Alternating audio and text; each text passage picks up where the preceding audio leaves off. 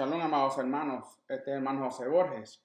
Espero que hayan tenido una semana bendecida y que el Eterno le haya dado mucha salud y que hayan recibido mucha prosperidad en él. Le damos gracias al Eterno por una semana más que nos da el privilegio de estar con ustedes por este medio. Y por este medio también pues le pido oración por mi esposa, mi familia, ya que pues a veces hay asuntos de salud que necesitamos la ayuda del Eterno, aunque siempre la necesitamos, pero hay ocasiones que tenemos que orar más fuertemente. En esta semana, como toda la semana, y esta no es la excepción, la parashá que vamos a estar hablando y estudiando en esta semana es parashá Behar, que significa en la montaña. Parashá Behar, que significa en la montaña. Y vamos a estar leyendo en el libro de Vayikra, libro de Levíticos, capítulo 25, versículo 1 al capítulo 26, versículo 2. También vamos a estar hablando de la Haftorah en el libro del profeta Jeremías, en el capítulo 32, versículo 6 al 27, y también del pacto renovado o los escritos apostólicos. Vamos a estar estudiando el libro de Mateo, capítulo 25, versículo 1, 26, capítulo 26 al capítulo 75. Nuevamente este es parashá Behar o Behar, que significa en la montaña.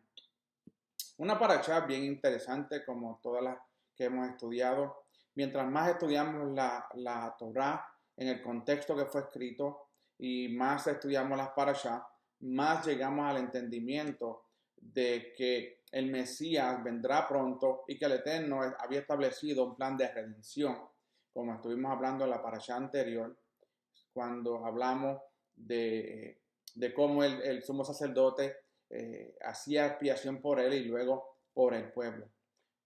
Vamos a comenzar con el capítulo 25, versículo 2, y así vamos a continuar con el estudio de la parashá de esta semana. Y dice: habla a los hijos de Israel y diles: cuando entréis a la tierra que yo os daré, la tierra guardará Shabbat para Hashem. Ahora vemos las parashas anteriores, hemos hablado del Shabbat, pero ahora la Torá introduce un nuevo concepto, el del año sabático. Como hay semanas de días, así también hay semanas de año. Y como el séptimo día de la semana es un día de cese, de descanso. Descanso es que nos concentramos en el Eterno, nos reunimos como hermanos, leemos las escrituras y compartimos el alimento. Así también Hashem estableció que cada séptimo año sea de cese y descanso para la tierra de Israel. Este mandamiento solo se aplica en la tierra de Israel, no fuera de ella. Hay mandamientos que mientras leemos, estudiamos más la Torah, que nos muestran y nos enseñan que hay mandamientos que solo se deben cumplir cuando estamos en Israel, mientras que hay otros que entonces los cumplimos mediante estamos en la diáspora. Uno de los judíos sabios, Rambam, dice que el pueblo de Israel celebró el primer año sabático llamado Shemitah, el año 21 después del inicio de la conquista y de la distribución de la tierra bajo el general Yehoshua o Josué. Vemos que en el año 21 del inicio de la conquista, ahí fue que comienza entonces el Eterno a establecer este Shabbat de años. La conquista y la distribución de la tierra duraron 14 años. Entonces vemos que el año 15 fue el primer año del ciclo septuanual y el año 21 fue el séptimo. Según los cómputos, hubo 836 años desde el año 15 después de la entrada a la tierra prometida hasta la deportación a Babilonia o al exilio a Babilonia. Entre estos, los años sabáticos y de jubileo solo fueron observados por 400 años y durante los 436 años restantes no fueron respetados. En otras palabras, no cumplieron con el mandamiento de que la tierra descansara. Y por eso es que vemos que fueron exiliados a Babilonia. Vemos que durante 436 años hay 62 años sabáticos y 8 años de jubileo, los cuales suman 70 en total. 62 más 8 hace 70. Vemos que el cautiverio de Israel o en la casa de Judá en Babilonia vino cuando el pueblo de Israel había dejado de guardar 70 años sabáticos, como está escrito en Levítico capítulo 26, versículo 35, que dice: durante todos los días de su desolación, la tierra guardará el descanso que no guardó en vuestros Shabbat mientras habitabas en ella. Y vemos entonces que el cautiverio babilónico duró exactamente 70 años, como también nos dice el profeta Jeremías en el capítulo 29, versículo 19, que dice: pues así dice Hashem, cuando se le hayan cumplido a Babilonia 70 años, yo os visitaré y cumpliré mi buena palabra de hacerlos volver en este lugar. Está hablando de regresar a Israel. Por eso el Eterno lleva en exilio al pueblo de la casa de Judá en ese entonces, porque ya la casa de Israel había sido esparcida por las naciones, comenzando con la guerra con los asirios lo atacan y lo llevan, se van esparcidos por toda la tierra, y vemos que la casa de Judá queda atrás, pero por el mal comportamiento de la casa de Judá de no haber cumplido con el mandamiento del Shemitah o de Shemitah, vemos que ese mismo tiempo el Eterno los envía a exilio. Nuevamente, siempre que el pueblo de Israel iba en contra de los mandamientos del Eterno, le daban la espalda al Eterno, el Eterno los exiliaba fuera de su tierra. Por eso es que hoy en día hay muchos que estamos en la diáspora, porque nuestros antepasados no cumplieron mandamientos, y ahora vemos que las profecías se están cumpliendo cuando vemos que muchas naciones están, muchas gente y familia están regresando a la tierra de Israel como fue profetizado. El capítulo 25 y el versículo 3 continúa diciendo: 6 años sembrarás la tierra, 6 años podarás tu viña y recogerás su fruto. Esto incluye entonces toda la labor agrícola y de jardinería, no solamente las personas que tenían una finca o un farm, como se le dice en inglés, sino si usted tenía un jardín, usted tenía que dejar de descansar ese lugar donde usted estaba sembrando ese jardín para cumplir con el mandamiento.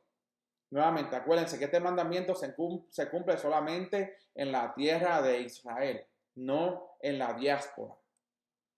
Porque sabemos que la tierra de Israel es herencia que el Eterno le da a Abraham, Isaac y Jacob y a toda su descendencia. Esa es la tierra.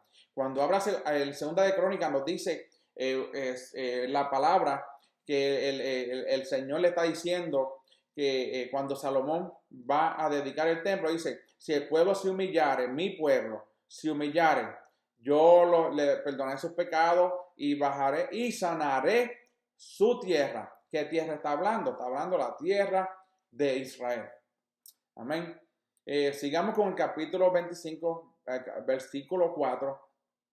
Continúa diciendo: pero el séptimo año habrá un cese total, un Shabbatón para la tierra. Qué interesante que según nosotros celebramos el Shabbat semanal para nosotros descansar, así el Eterno estableció también que hubiese un Shabbat para la tierra. Dice: no sembrarás tu campo ni podarás tu viña. Dice, termina el versículo 4. Aquí encontramos otra vez la expresión Shabbat, Shabbatón, y ahora es en referencia al año de Shemitah, ¿ok? O Shemitah. Como hemos visto antes, la misma expresión se encuentra en referencia al Shabbat semanal junto a Yom Kippur. Esto nos enseña y nos muestra la importancia que Hashem da a este descanso de la tierra de Israel cada séptimo año. El Shemitah o Shemitah es comparado con Yom Kippur. Y sabemos que Yom Kippur es cuando el sumo sacerdote entraba, una vez al año, él entraba y hacía expiación por él y por todo el pueblo. Y por eso vemos que es la importancia. Esto nos enseña que la importancia que Hashem da de este descanso de la tierra de Israel cada séptimo año. Si este mandamiento se quebranta, este mandamiento, hay graves consecuencias, al igual que cuando se quebranta el mandamiento de descansar en el Shabbat semanal, ¿ok? Y en el Yom Kippur. Esa es la importancia cuando vemos cómo el Eterno trabaja con el Shabbat semanal, con Yom Kippur y también con el Shemitah. Vemos qué importantes son esos tres. Y hoy en día, pues muchas personas siguen hablando de que pues no la Torah fue abolida y esto y aquello, ignorantemente hablando en contra de algo que había establecido el Eterno. Como nos dice Segunda Crónica, capítulo 36, versículos 20 al 21. Y dice, y a los que habían escapado de la espada los llevó a Babilonia. En otras palabras, los que no murieron en el ataque de Babilonia, dice que los llevó a Babilonia y fueron siervos de él y de sus hijos hasta el dominio del reino de Persia, para que se cumpliera la palabra de Hashem por boca de Jeremías, hasta que la tierra hubiera gozado de su Shabbat. Todos los días de su desolación reposó hasta que se cumplieron los 70 años. Vemos claramente que los 70 años que el pueblo de la casa de Judá pasaron en Babilonia fueron los mismos 70 años que ellos habían dejado de cumplir el mandamiento del Shemitah. Qué interesante que hasta la tierra, fíjense, esa es la tierra que el Eterno escogió para poner su nombre. Tenían que darle el mismo respeto que le estaban dando a los otros mandamientos y al Shabbat semanal como a la fiesta de Yom Kippur. Vemos entonces que este cese para la tierra en el año sabático no significa que no se puede trabajar la tierra sin el propósito de sembrar o plantar. Por ejemplo, para construir casa. La prohibición solamente tiene que ver con todo trabajo de agricultura y de jardinería. Pueden construir casa en el séptimo año, pueden hacer esas cosas, pero no que tenga que ver con agricultura o jardinería. Solo está permitido regar las plantas para que no se mueran, pero no puede trabajar la tierra, no puede hacer nada, solamente darle el agua que necesitan. Durante ese año, todos los productos que crecen en la tierra se quedan sin dueño, de modo que todos podrán comer de él libremente y llevar a su casa todo lo que necesite para un día de comida. El Eterno, por medio de Shemitah o Shemitah, él está enseñándole al pueblo de Israel, confíen en mí porque yo soy su proveedor. ¿Ok? Antiguamente el Sanedrín estaba encargado de declarar el año de Shemitah o Shemitah sabático y el año Yobel, que es de jubileo. Según el gran rabinato en Jerusalén, el año 5775 será el próximo año de Shemitah, que ya pasó anteriormente. Ya estamos viviendo en el 5778, pues hace ya 3 años que ya pasó ese Shemitah, ¿ok? Que en el anuario romano pues correspondía al 25 de septiembre de 2014 hasta el 2015. Ya vemos que ya hubo un cumplimiento en Israel hace 3 años atrás del año de jubileo y del Shemitah. Como las escrituras sagradas enseñan que el año debe ser contado desde el primer día del mes, como hace referencia a Éxodo 12:2, y no desde el primer día del séptimo mes, tenemos que entonces preguntarnos si verdaderamente es correcto empezar el año de Shemitah en Yom Teruah, llamado Rosh Hashanah, en el mundo rabínico. No obstante, este texto no está tratando del cómputo de los años, según los meses, sino del año agrícola de la tierra de Israel, que comienza con la siembra en el séptimo mes, ¿okay? Y termina con la recolección de los frutos antes de Sukkot. Por esto, este texto empieza a hablar de la siembra y no de la cosecha. La siembra comienza en el séptimo mes y la cosecha comienza en el primer mes. Interesante que en Israel ellos tienen como 4 años de año nuevo que ellos tienen. El árbol, el año de la siembra, el año desde la creación, desde Adán y Eva, el año de la fiesta, y vemos que no todas comienzan al mismo tiempo. Y a veces la gente se confunde, dice, pero ¿cómo? Si el año nuevo no es cuando comienza Pesach, o es cuando es el mes de Tishri. Lo que pasa es que tenemos que tener en cuenta de qué estamos hablando. Es como los Shabbats. Los Shabbats comenzaron desde la creación. No puede haber ningún cambio porque Dios estableció los Shabbats desde el principio. Nada puede dictar ahora que los Shabbats se tengan que cambiar porque supuestamente ahora el año comienza en el año de la fiesta, en la primavera con la fiesta de Pesach. Ahí no cambiaron los meses para el Shabbat semanal. ¿Ok? Por eso hay que tener en cuenta cuando hablamos a qué nos estamos refiriendo, porque nos podemos confundir con los años. Ellos tienen 4 años nuevos. ¿Ok? Como dije anteriormente, cada uno para algo específico. Vayamos entonces al capítulo 25, versículo 6.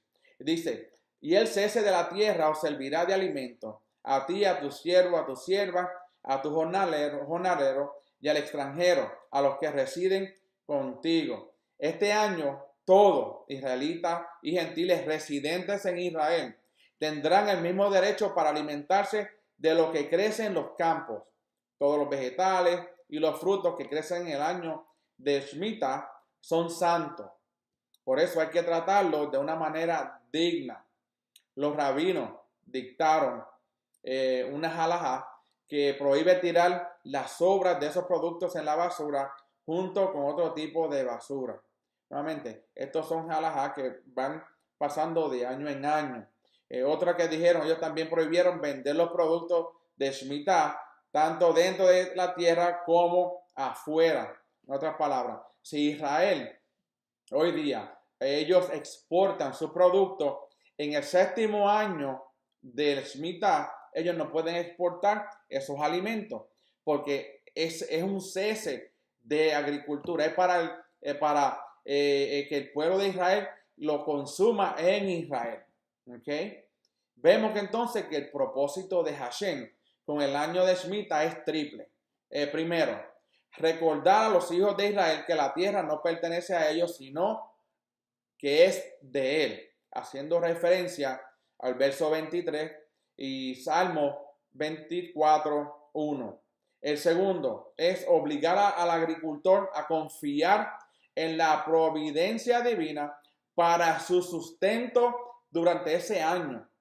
¿Ok? Y el año que le sigue, que viene siendo el séptimo, después comienza nuevo la rotación de Shemitah. Son 2 años, ellos van a estar recibiendo y saciándose con el fruto desde el séptimo año de Shemitah hasta el que comienza, que viene siendo el 8º año. Si lo fuésemos a contar 7, 8, pero el comienzo nuevamente de rotación o del ciclo de Shemitah. ¿Okay? Y el tercero es dar tiempo al campesino a dedicarse al estudio de la Torah de una manera especial.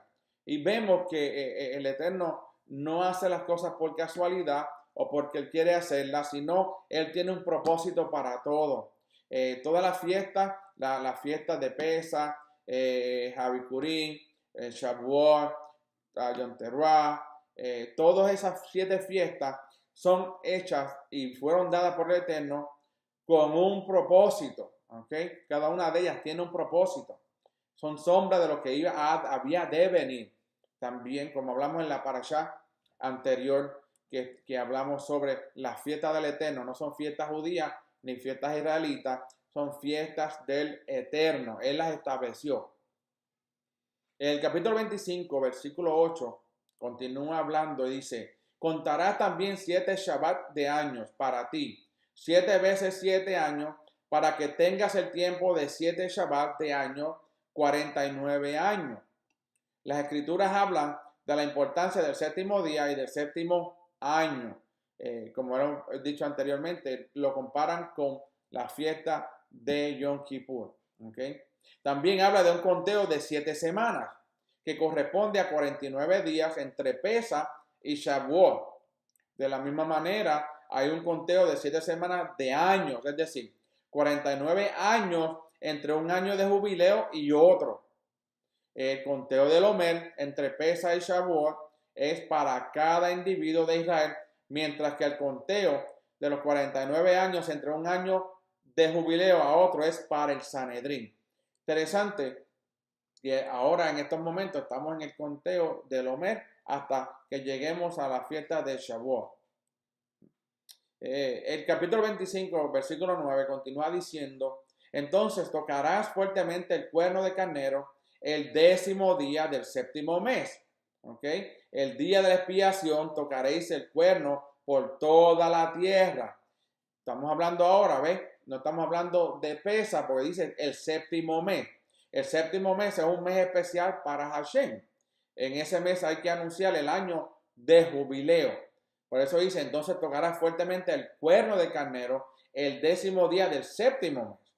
La pregunta es si el año de jubileo comienza en el primer día del séptimo mes, el 10º día del séptimo mes o el primer día del primer mes del año torácico siguiente. ¿Por qué hay que sonar el shofar en el 10º día del séptimo mes y no en el día cuando comienza el año nuevo? Vamos a contestar esa pregunta con el próximo versículo, ¿ok? Y vamos a hablar del por qué se toca en el 10º día y no se toca en el primer día o cuando comienza el año. El capítulo 25, versículo 10 dice: consagraréis el 50º año y proclamaréis libertad de la tierra para todos sus habitantes. Será de jubileo para vosotros y cada uno de vosotros volverá a su posesión y cada uno de vosotros volverá a su familia. Según el Talmud, el año de jubileo tenía que ser consagrado verbalmente por el Beit Din en el primer día de Tishri. Nuevamente, ¿por qué hay que anunciar el año jubileo el día 10 del séptimo mes y no en el primer día del año, independientemente si el año comienza en el primer día del séptimo mes o en el primer día del primer mes? ¿Qué tiene que ver el 10 del séptimo mes con un nuevo año? Vamos a ver. La respuesta ahora es porque el Mesías volverá a poner sus pies en la tierra en Yom Kippur.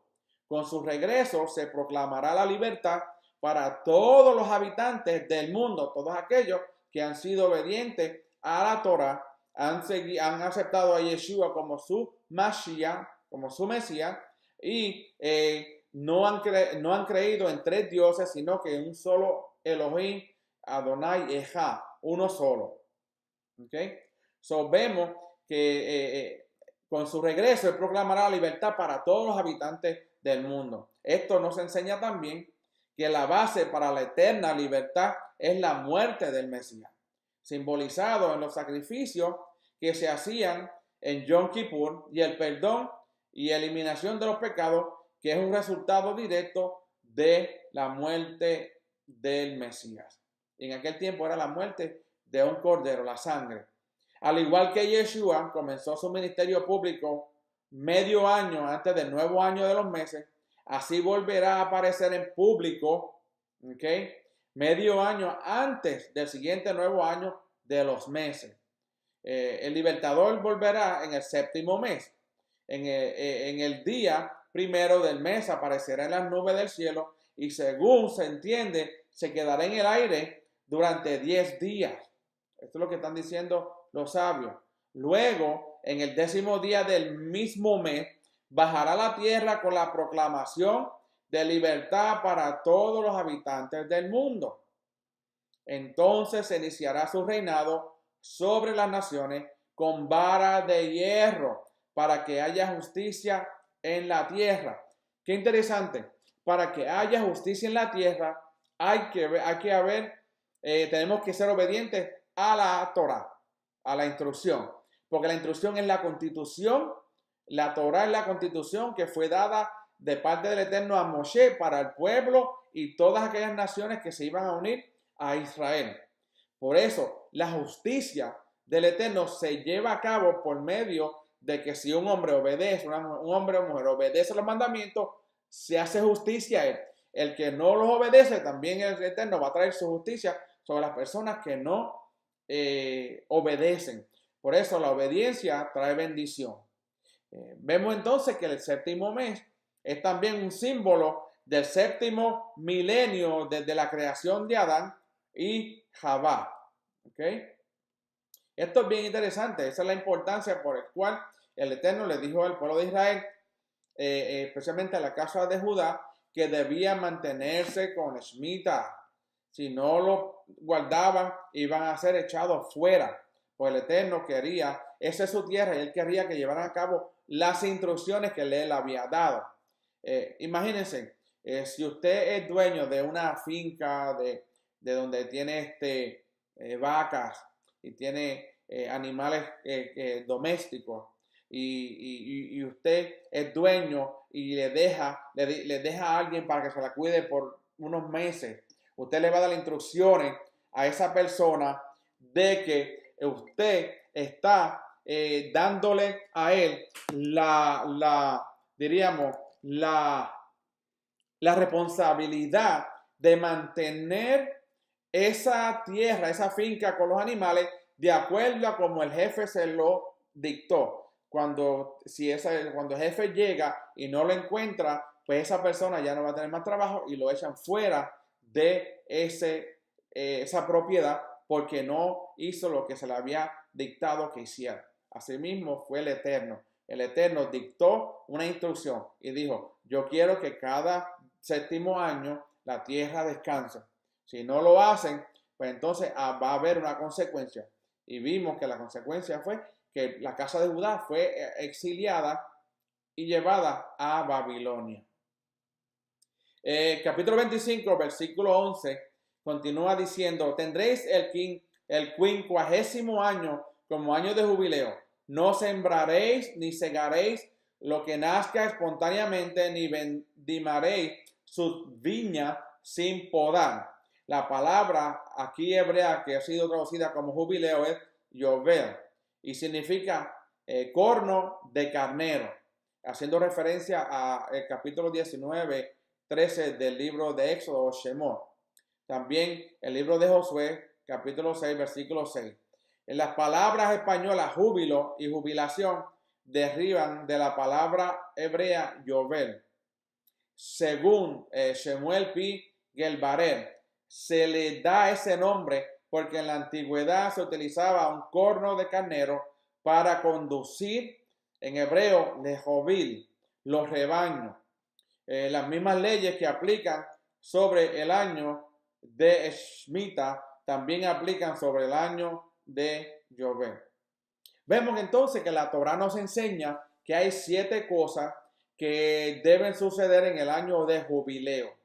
El primero, habrá libertad para todos los habitantes de la tierra. ¿Ok? Habrá libertad para todos los habitantes de la tierra, haciendo referencia al versículo 10. Segundo, será un año de jubileo con toques del shofar, también haciendo referencia al versículo 10. Tercero, cada uno volverá a la posesión original de la tierra según el reparto que se hizo en el tiempo de Yehoshua.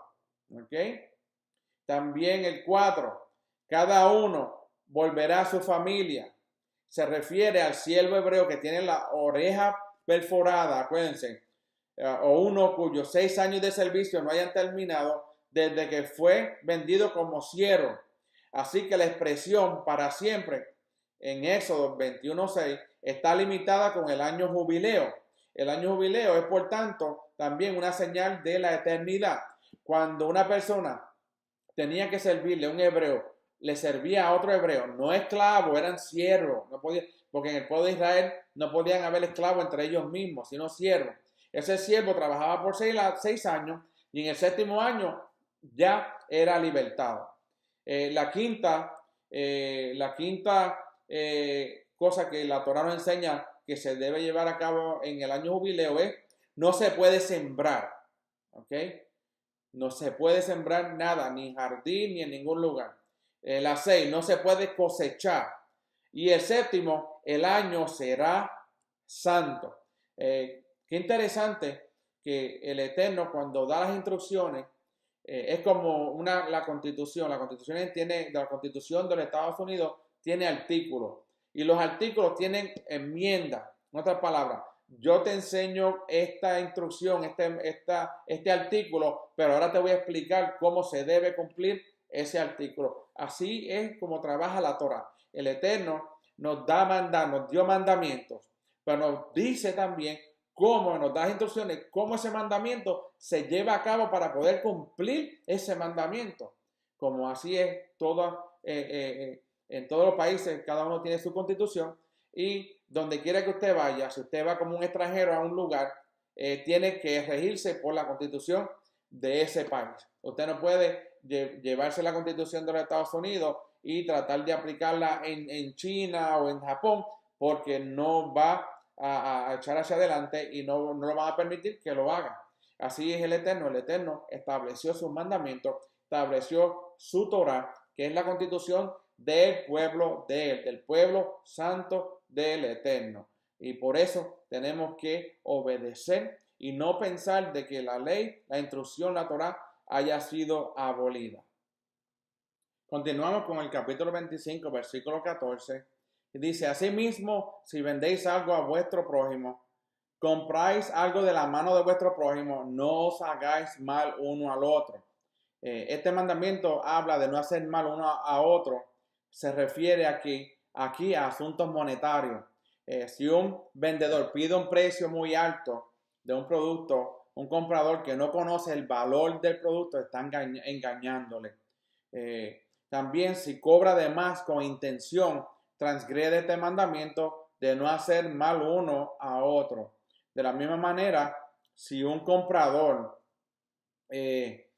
intenta adquirir un producto valioso por un precio bajo, si el vendedor no reconoce su verdadero valor, también transgrede el mandamiento. Aquí tanto el que vende como el que compra es protegido por este mandamiento. Yo he ido a lugares que al cruzar una calle, usted va a ver el precio especialmente de la gasolina a un precio y en la otra calle a otro precio. Sabemos que vivimos en un mundo que no es perfecto, pero aún esas cosas pasan. Pero en el pueblo de Israel eso no pasaría, porque deberían entonces cuidarse el uno al otro. El capítulo 25, versículo 15 dice, conforme al número de años después del jubileo, comprarás de tu prójimo y él te venderá conforme al número de años de cosecha. La tierra no se vende, ¿ok? La tierra no se vende porque la tierra de Israel pertenece a un dueño y ese dueño se llama Yod-Heh-Vah-Heh. El Eterno, Yahweh, Hashem, es el dueño de la tierra. Solo las cosechas, porque la tierra, como dije, la tierra es de Hashem. Como nos dice Jeremías, capítulo 2, versículo 7, dice, yo os traje a una tierra fértil para que comierais de su fruto y sus delicias. Pero vinisteis y contaminaste mi tierra y de mi heredad hiciste abominación. La tierra de Israel es del Eterno. ¿Ok? No es para venderla.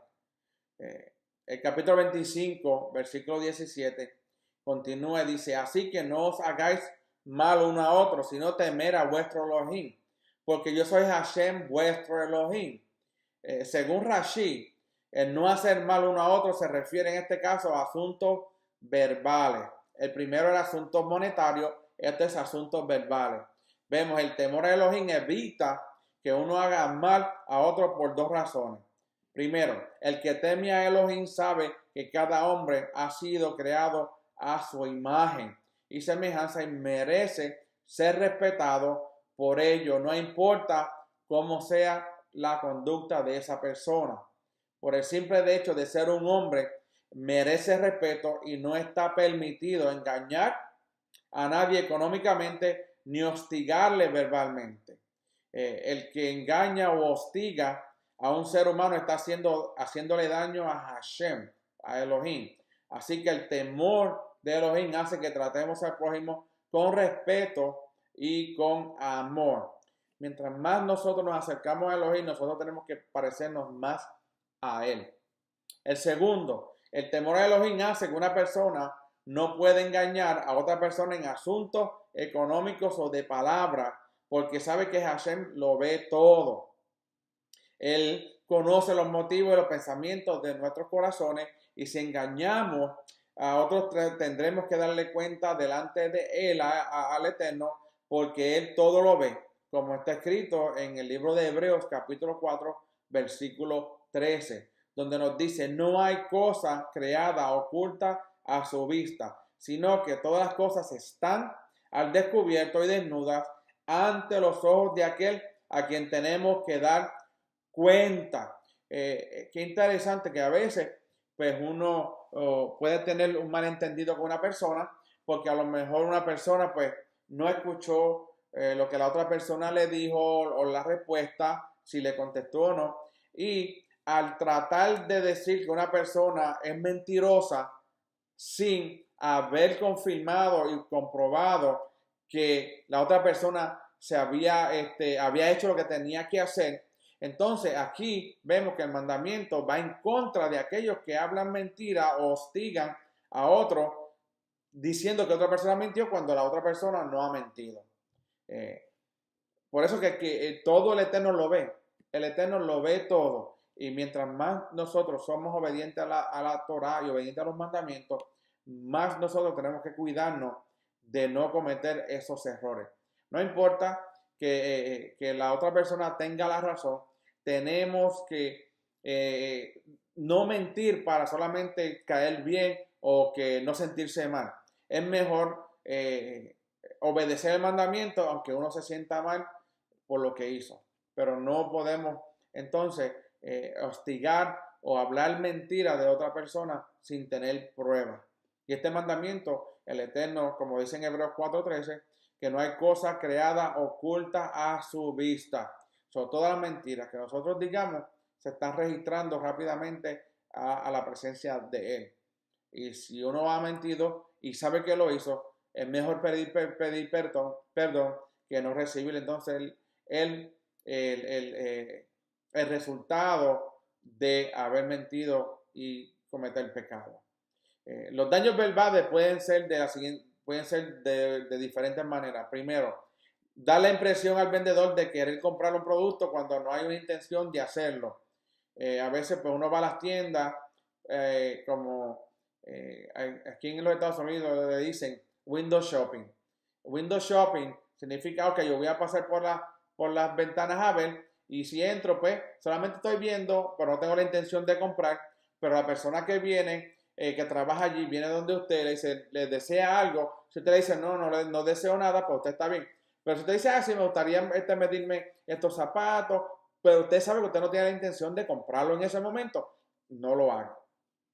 Otro ejemplo es recordar a una persona sus pecados del pasado o los de sus padres. ¿Ok?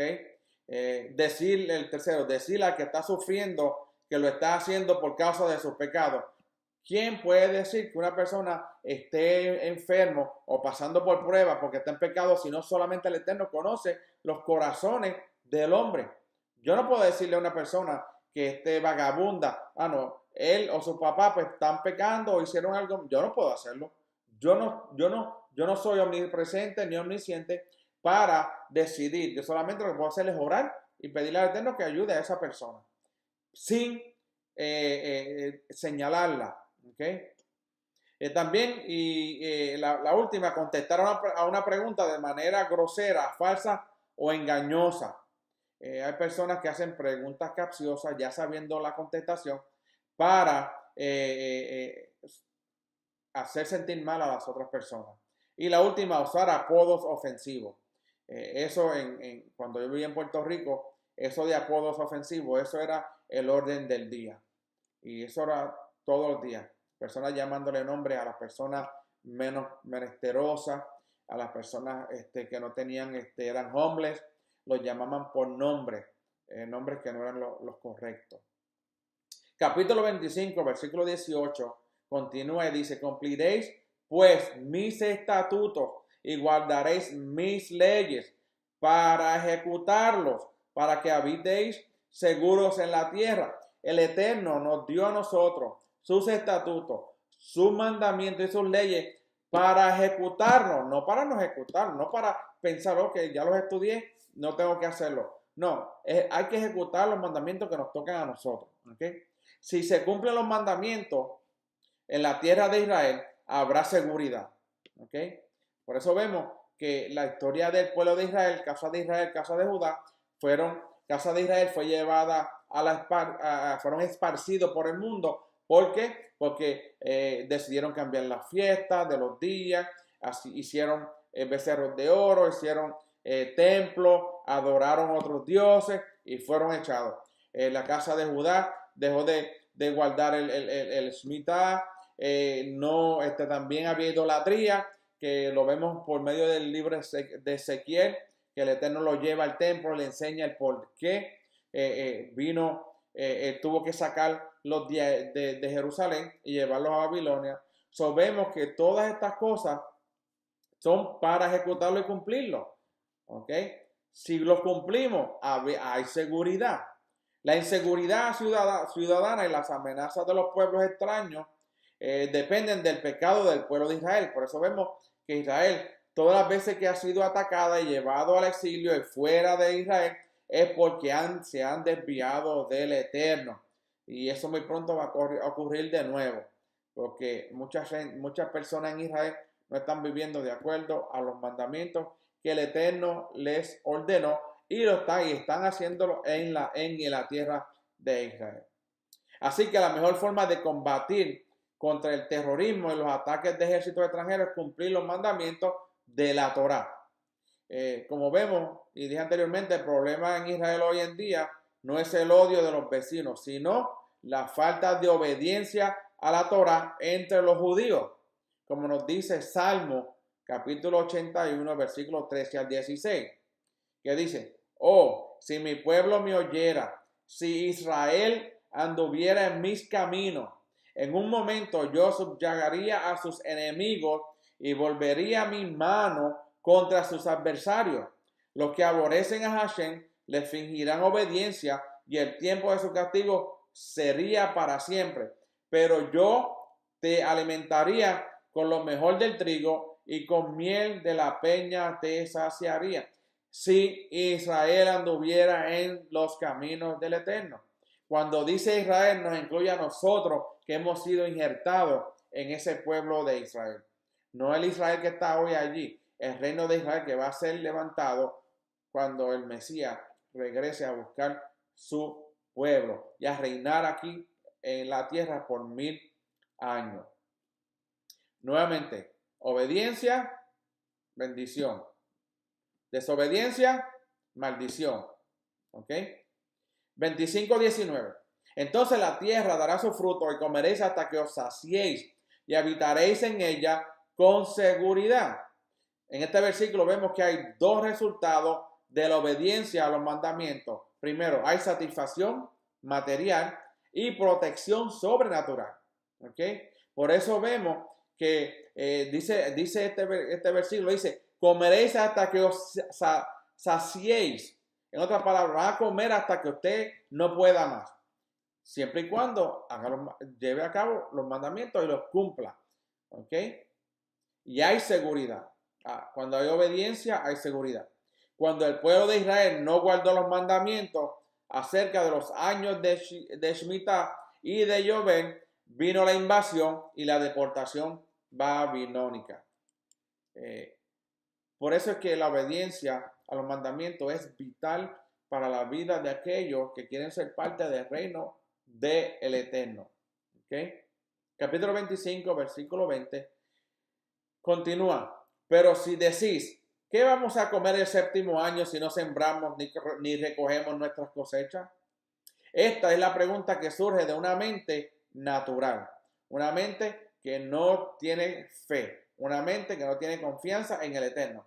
Como dice, ¿qué vamos a comer? Según las circunstancias naturales, así habrá escasez.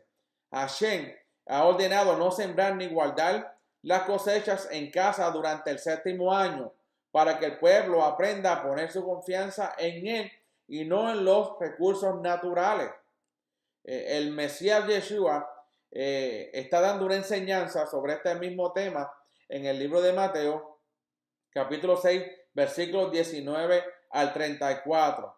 Dice, no os acumuléis tesoros en la tierra donde la polilla y la herrumbre destruyen y donde los ladrones penetran y roban, sino acumulaos tesoros en el cielo donde ni la polilla ni la herrumbre destruyen y donde ladrones no penetran ni roban, porque donde esté tu tesoro, allí estará también tu corazón. La lámpara del cuerpo es el ojo. Por eso, si tu ojo es bueno, para ser generoso, ¿ok? Todo tu cuerpo estará lleno de oscuridad, ¿ok? Perdón, todo tu cuerpo estará lleno de luz, perdón, ¿ok? Pero si tu ojo es malo para ser mezquino, todo tu cuerpo entonces estará lleno de oscuridad. Así que si la luz que hay en ti es oscuridad, ¿cuán grande será la oscuridad? Nadie puede servir a dos señores, porque aborrecerá a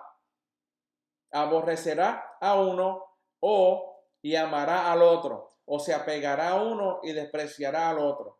No podéis servir a Elohim y a la riqueza. Por eso digo, no os preocupéis por vuestra vida, qué comeréis o qué beberéis, ni por vuestro cuerpo, qué vestiréis. ¿No es la vida más que el alimento y el cuerpo más que la ropa? Mira las aves del cielo, que no siembran, ni ciegan, ni recogen en granero, y sin embargo, vuestro Padre Celestial las alimenta. Nuevamente, Yeshua le está hablando aquí a los que estaban a su alrededor, diciéndole, los animales no siembran, las aves no cosechan, no hacen estas cosas, y ellos se alimentan. Le estaba diciendo que mientras el Shemitah había sido establecido por el Eterno, no iban a tener ninguna necesidad, porque el Eterno le iba a suplir todas las necesidades por el 7º año y por el otro año en el cual no habían sembrado, el 7º, y en el 8º que comenzaba nuevamente la siembra. Por eso dicen, mira las aves que no siembran, ni ciegan, ni recogen en granero, sin embargo vuestro Padre Celestial las alimenta. ¿No sois vosotros de mucho más valor que ellas?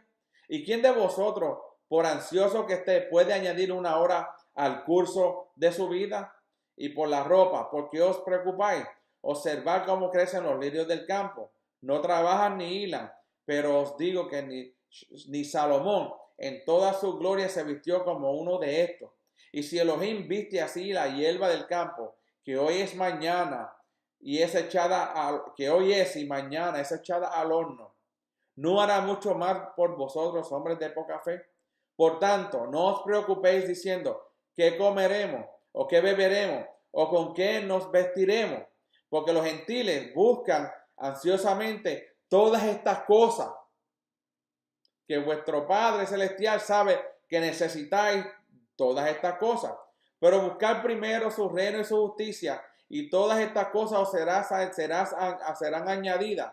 Por tanto, no os preocupéis por el día de mañana, porque el día de mañana se cuidará de sí mismo. Bástele a cada día sus propios problemas. Esta es una escritura que muchas veces la usan en las iglesias, en las congregaciones, para hablar de prosperidad. Pero si nosotros leemos bien, aquí Yeshua está hablando y él menciona comer, beber y vestirnos. 3 cosas. No habla de casa, no habla de carros nuevos, no habla de lujo. Se está diciendo que si estas cosas los preocupan, lo que es la vestimenta, lo que comemos y lo que bebemos, dice el Eterno, dice Yeshua en su palabra, dice, por tanto, dice, pero busca primero su reino y su justicia y todas estas cosas os serán añadidas. ¿Qué todas estas cosas? Lo que vas a beber, lo que vas a vestir y lo que vas a comer. Esas 3 cosas. Y muchas veces usan este versículo para decir, usted busca primero su reino y su justicia y Dios le va a añadir todo. Todas las cosas. Solamente está hablando de 3 cosas necesarias para el hombre. Comer, beber y vestirse.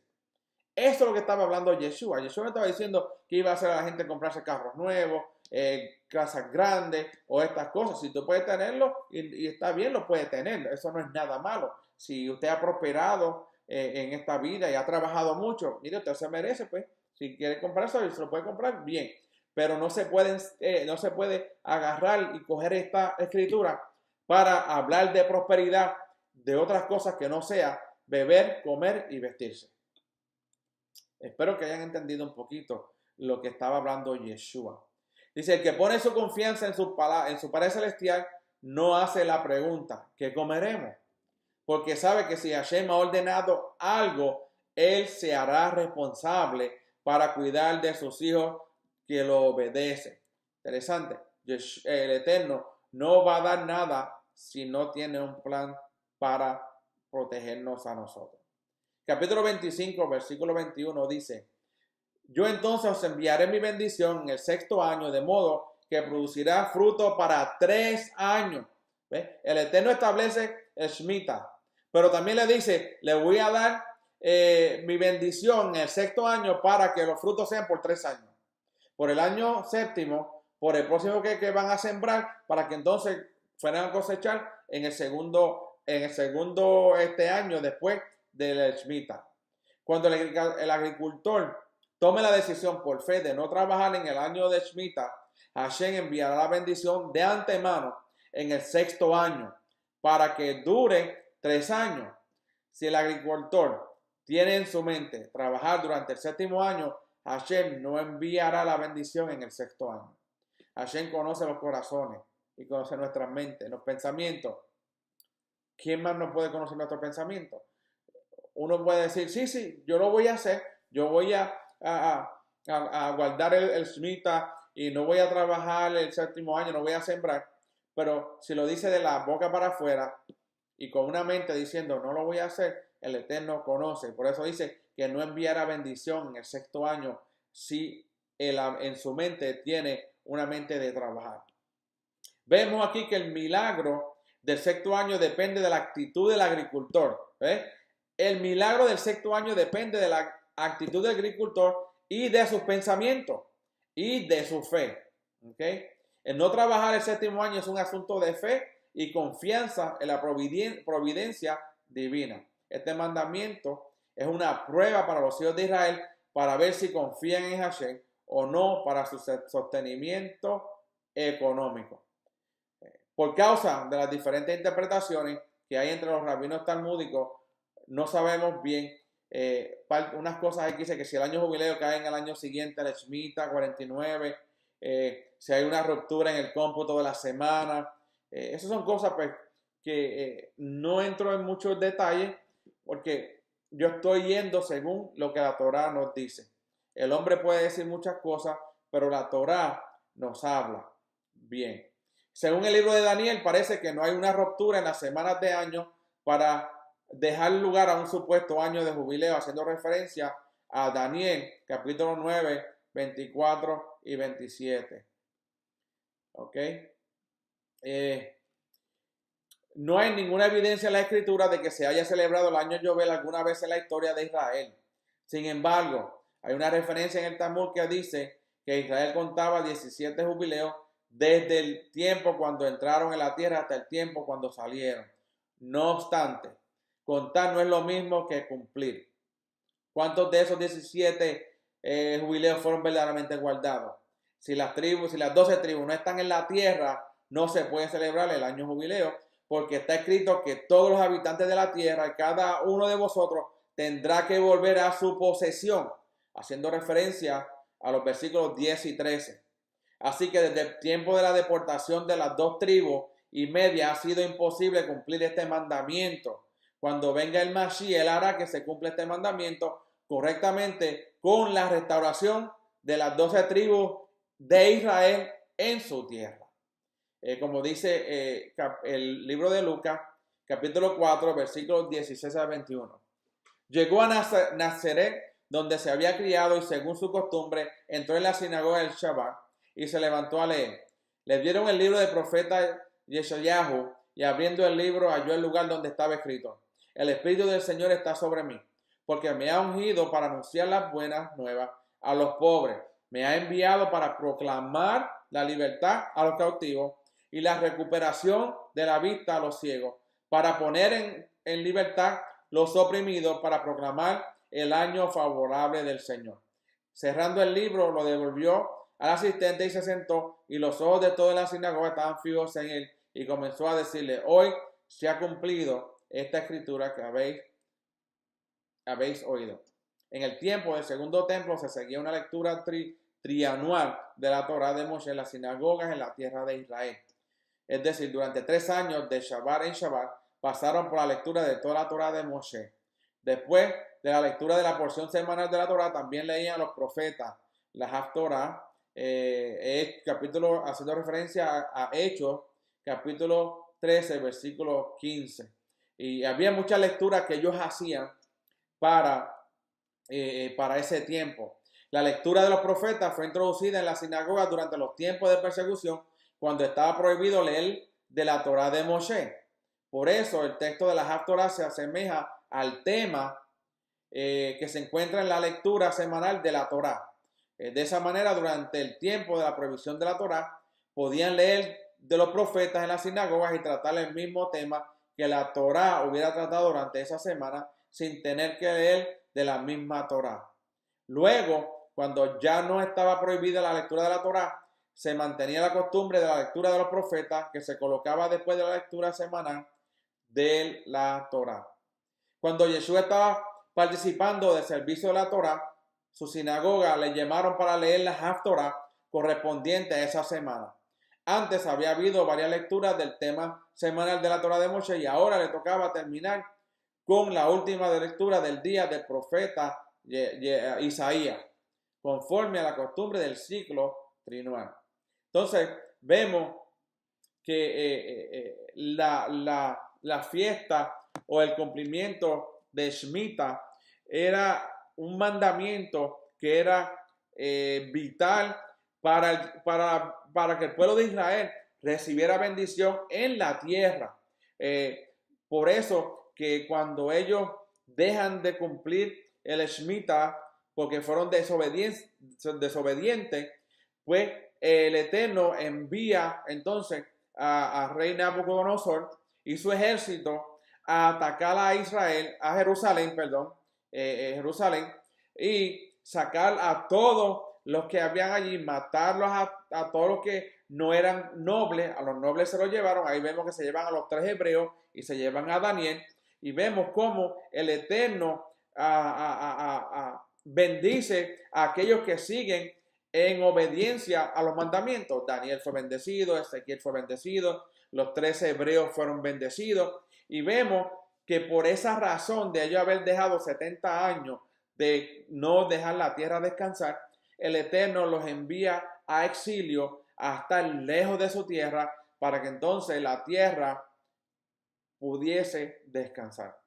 El Eterno, cuando da un mandamiento, Él da un propósito. Hay una consecuencia, una consecuencia positiva cuando nosotros obedecemos a los mandamientos, y hay una consecuencia negativa cuando nosotros no obedecemos a los mandamientos que el Eterno ha dado. Los mandamientos fueron dados para obedecer, no para desobedecerlos.